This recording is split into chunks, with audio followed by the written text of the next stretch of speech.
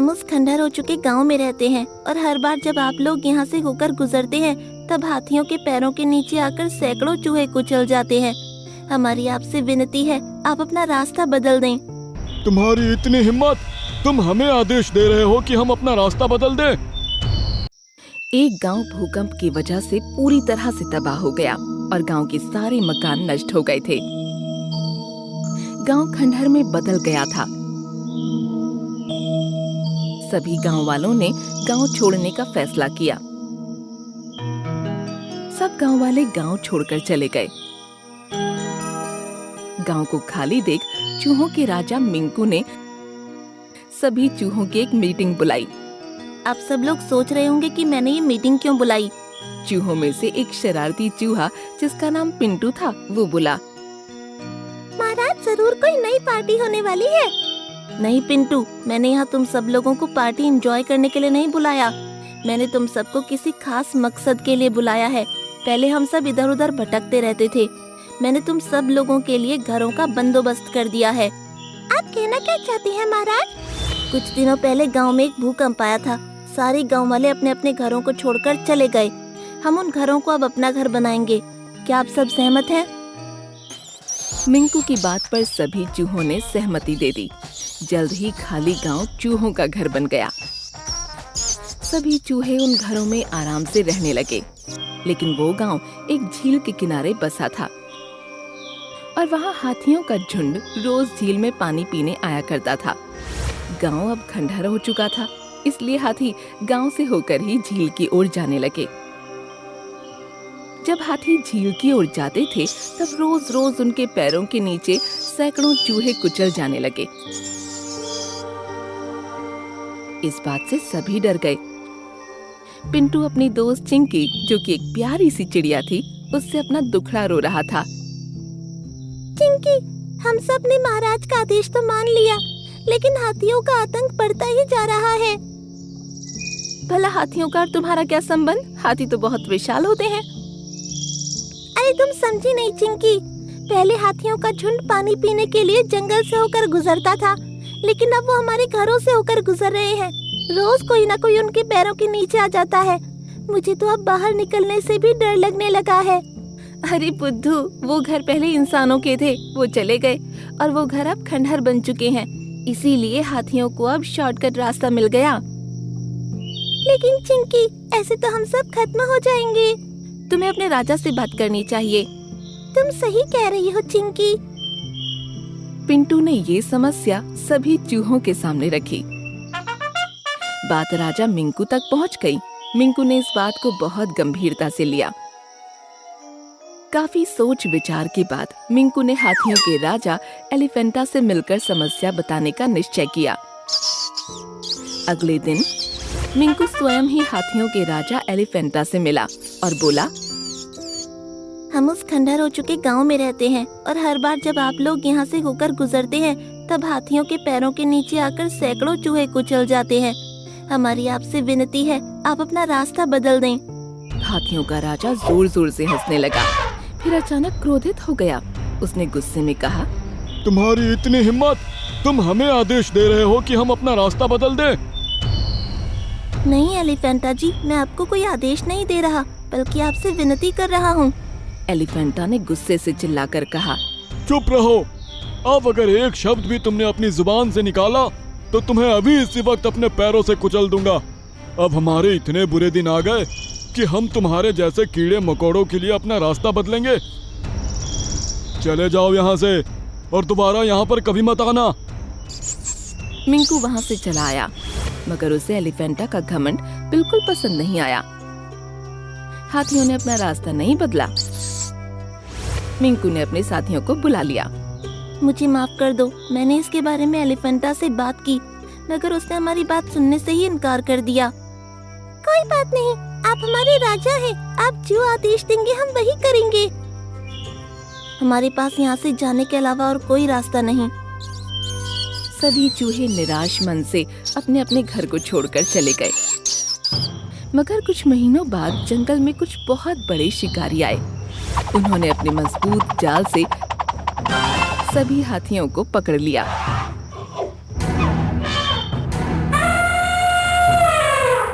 हाथियों ने बहुत कोशिश की, लेकिन वो जाल से बच नहीं पाए। शिकारियों के चंगुल में हाथियों का राजा एलिफेंटा भी पकड़ा गया। इत्तेफाक से वहाँ चिंकी पेड़ पर मौजूद थी।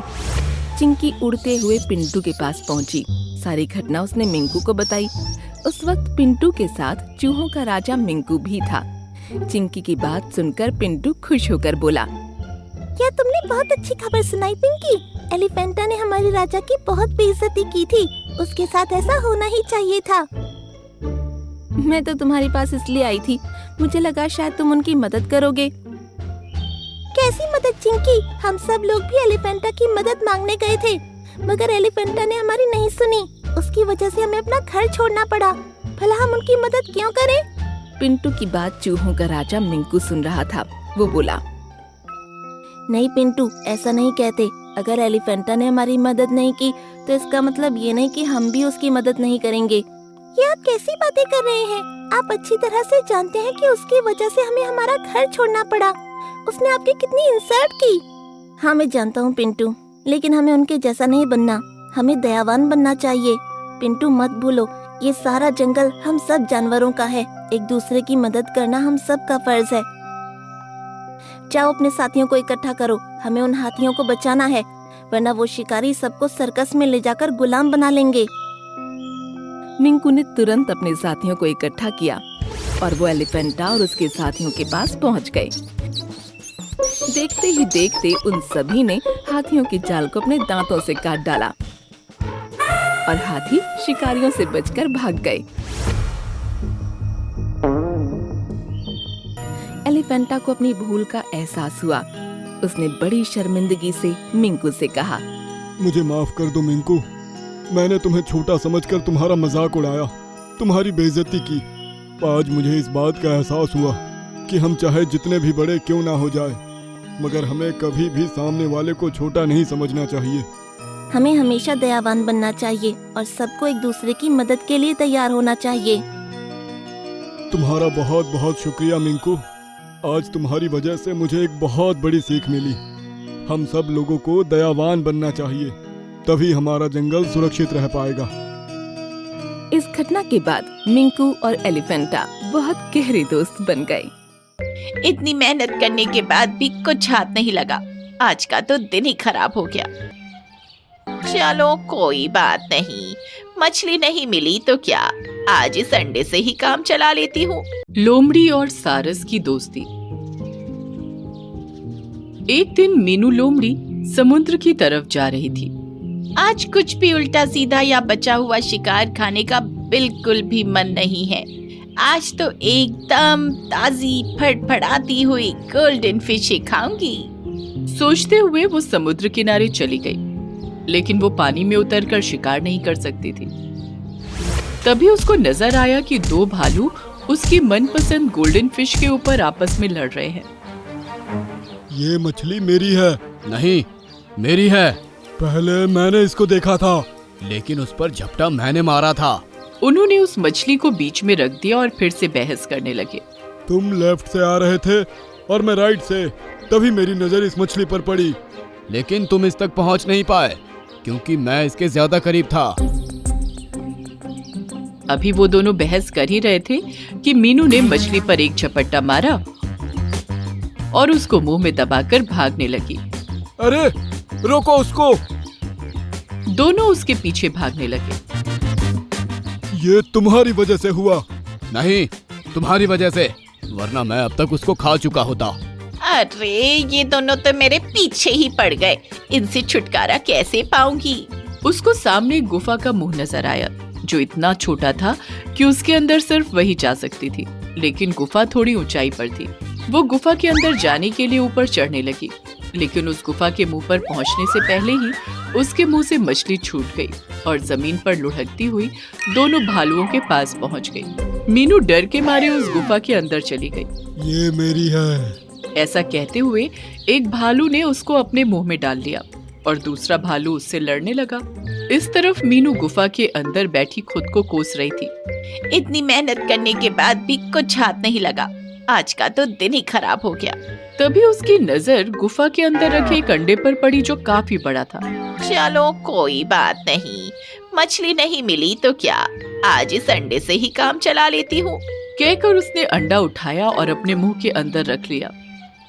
लेकिन तभी उसके हलक में गुदगुदी सी हुई और उसने अंडा वापस उगल दिया। अंडा जमीन पर गिरते ही टूट गया और उसके अंदर से एक चिड़िया का बच्चा निकला। अरे, ये बच्चा तो दिखने में सारस जैसा लगता है। इसको जिंदा ही छोड़ देती हूँ, वरना इसकी माँ परेशान होगी। ये सोचकर वो वहां से निकल गई। लेकिन छोटा बच्चा खुद को अकेला पाकर उसी के पीछे गुफा से बाहर निकल आया। अरे, तुम मेरे पीछे क्यों आ रहे हो? सुनकर उसने कोई जवाब नहीं दिया। मीनू समझ गई कि वो अभी बातों को समझने और बोलने लायक नहीं है। इसने आँख खुलते ही सबसे पहले मुझे देखा है।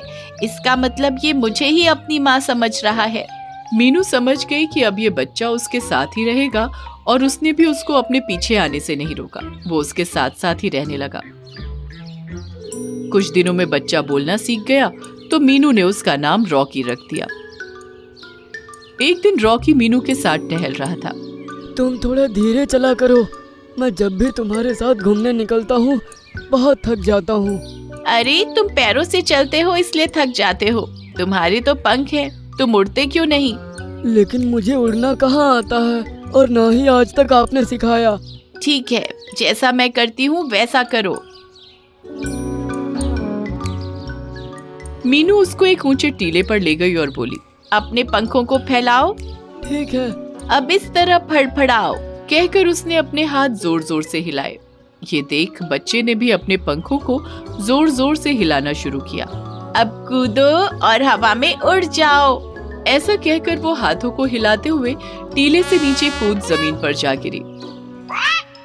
लेकिन रॉकी उसकी देखम देख हवा में उड़ने लगा। मीनू उसको उड़ता हुआ देख खुश हो गई। अब कुछ दिन और गुजरे और रॉकी और बड़ा हो गया। अब फिर से मीनू का मन गोल्डन फिश खाने को हुआ तो वो उसके साथ समुद्र किनारे चली गई। वो अभी समुद्र के पानी में नजर मार ही रही थी कि तभी उसको वो दोनों भालू नजर आए। अरे, ये तो वही है ना जो पिछली बार हमारा खाना लेकर भागी थी। हाँ, ये वही है, पकड़ो इसको। मीनू डरकर झरने की तरफ भागने लगी और वो उसके पीछे हो लिए। अब आगे ऊबड़ खाबड़ और कांटों से भरी झाड़ियों वाला रास्ता था। उस पर चलना नामुमकिन था। वो दोनों मीनू के बिल्कुल करीब आ गए। वो उस पर झपटने ही वाले थे कि तभी रॉकी वहां आ गया और बोला, जल्दी से मेरे पैर पकड़ लो। सुनकर मीनू ने उसके पैर पकड़ लिए और रॉकी उसको लेकर उड़ गया। इस तरह उसने कांटे वाले रास्ते से उसको निकाल लिया और वो भालू वहीं रह गए। रॉकी ने मीनू को एक चोटी पर लाकर छोड़ दिया। नीचे गहरी खाई थी।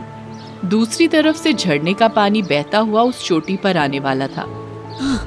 मैं अपने छोटे पंजों से तुमको नहीं उठा पा रहा, लेकिन तुम अपने हाथों से मेरे पैर पकड़ लोगी तो कोई दिक्कत नहीं होगी। जल्दी करो, वरना पानी का बहाव तुमको बहा कर ले जाएगा। सुनकर मीनू ने उसके पैर पकड़ लिए और रॉकी जोर लगाकर उड़ने लगा। मीनू ने देखा कि रॉकी उसका वजन नहीं उठा पा रहा था। प्लीज, चाहे कुछ भी हो जाए, हाथ नहीं छोड़ना। वो लगातार पंखों को हिला रहा था, लेकिन इंच भर ही आगे नहीं बढ़ पा रहा था। उसको दर्द में देख मीनू ने जानबूझकर उसके पैरों को छोड़ दिया। नहीं, मीनू। मीनू अब नीचे खाई में गिर रही थी और रॉकी उदासी से उसको देख रहा था। तभी एक बड़ी सारस आई और उसने अपने तेज पंजों से मीनू को पकड़ लिया और उसको ऊपर उठा लिया। ये सारस मीनू का वजन आराम से उठा पा रही थी। उसने मीनू को झरना पार कराया और उसको दूसरी तरफ सेफ जगह पर लाकर छोड़ दिया। आपने मेरे दोस्त की जान बचाई, मैं आपका आभारी रहूंगा। बेटा, मैं तुम्हारी माँ हूँ। तुमको बहुत दिनों से ढूंढ रही थी, अब जाकर ये तलाश पूरी हुई। क्या सच में आप मेरी मम्मी हो? हाँ। सुनकर वो खुशी से मम्मी के गले लग गया। तुमने मेरे बेटे को हिफाजत से रखा, इसके लिए मैं तुम्हारी आभारी रहूंगी। मैं तुमको एक साथ देखकर बहुत खुश हूँ और मुझे खुशी होगी कि अब तुम अपनी मम्मी के साथ अपने परिवार में रहोगे। मैं भी अपनी माँ से मिलकर बहुत खुश हूँ, लेकिन आपने जो मेरे लिए किया है मैं उसको नहीं भूल सकता। इसलिए मैं वादा करता हूँ कि रोजाना आपसे मिलने आया करूँगा। आपकी और मेरी दोस्ती हमेशा ऐसे ही रहेगी। हाँ क्यों नहीं, मैं भी रोजाना तुम्हारे आने का इंतजार किया करूंगी। मैं तुमको एक इनाम देना चाहूंगी। इतना कहकर मम्मी सारस ने समुद्र के पानी में एक गोता लगाया और अपने मुंह में गोल्डन फिश दबाकर वापस आई। ये लो तुम्हारी मनपसंद। सुनकर मीनू खुशी से गोल्डन फिश खाने लगी। इसके बाद रॉकी अपनी मम्मी के साथ आसमान में उड़ गया। मीनू उन दोनों को जाते हुए देखकर हाथ हिलाकर टाटा कर रही थी। उसको इस बात की खुशी थी कि परिवार मिलने के बाद भी रॉकी रोजाना उससे मिलने आया करेगा और उनकी दोस्ती हमेशा बनी रहेगी।